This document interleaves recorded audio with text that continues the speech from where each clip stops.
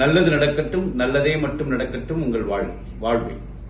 இன்றைய தலைப்பு: உலகையும் நாடையும் ஆளும் குழந்தை பிறக்கும் கருத்தரிக்கும் நேரத்தின் உபாயத்தை சொல்லிக் கொடுக்க வந்திருக்கிறேன். வேளாகுரு.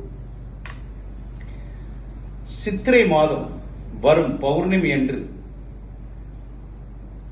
ஒன்று சேர்ந்த ஆணும் பெண்ணும் ஒன்று சேர்ந்து அன்று கருத்தரித்த குழந்தையானது, நிச்சயமாக சொல்கிறேன், அது ஆண் குழந்தையாக இருந்தாலும் சரி, பெண் குழந்தையாக இருந்தாலும் சரி, நாடாளும் யோகமும் உலகையாளும் யோகமும் உலகத் தலைவர்களாகவும் நாடாளும் தலைவர்களாகவும் நம் நாட்டு தலைவர்களாகவும் பலம் பொருந்தி பிறக்கிறார்கள்.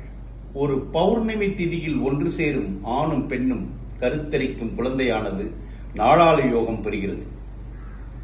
அதே நேரத்தில் ஆடி மாதத்தில் வரக்கூடிய பௌர்ணமியில் பிறக்கும் குழந்தைக்கு கூட நாடாளு யோகம் வருகிறது.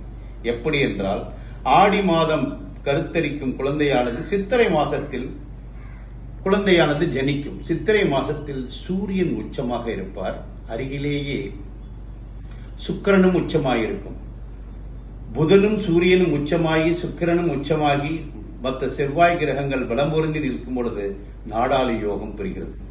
நம் நாட்டில் நான் பார்த்த பெரும் தலைவர்கள் எல்லாமே ஆடி மாத கருத்தரித்து சித்திரை மாதத்தில் பிறந்த குழந்தையானது மட்டுமே நாடாகிறது. ஸோ ஆடி மாதத்தை இனிமேல் கணவன் மனைவியை பிரிக்காமல் இருந்து அன்று தற்செயலாக அவர்களுக்கு பூர்ணிமா வந்து அந்த நேரத்தில் அவர்கள் கருத்தரித்தால் இந்த உலகை ஆளும் குழந்தையல்லவா பிறக்கும். இதை ஏனோ நம் தமிழ் மக்கள் ஆடி மாசம் கருது சேரக்கூடாது என்று புது மன தம்பதியர்களுடன் பிரித்து வைக்கும் பாவத்தை செய்கிறார்கள். ஆடி மாசம் பௌர்ணமி அன்று கருத்தரிக்கும் குழந்தையானது, சத்தியமாக சொல்கிறேன், நாடாளும் இந்த உலகை ஆளும் குழந்தையெல்லாம் பிறக்கிறது. சித்திரை மாசம் பௌர்ணமி என்று கருத்தரிக்கும் குழந்தையானது, சத்தியமாக சொல்கிறேன், உலகை காலும் உலகத் தலைவர்களாகவும் உலகம் போற்றும் உன்னத மனிதர்களாகவும் குழந்தையாகும். இது என் குரு வாயிலாக நான் கேட்டது. என் குரு மறைந்து விட்டார், இருந்தாலும் அவர் சொற்கள் இன்றும் பலிப்பதை நான் உணர்ந்து கொண்டேதான் இருக்கிறேன். சத்தியம் அனைத்தும் சத்தியம். குருவே துணை. நமஸ்காரம்.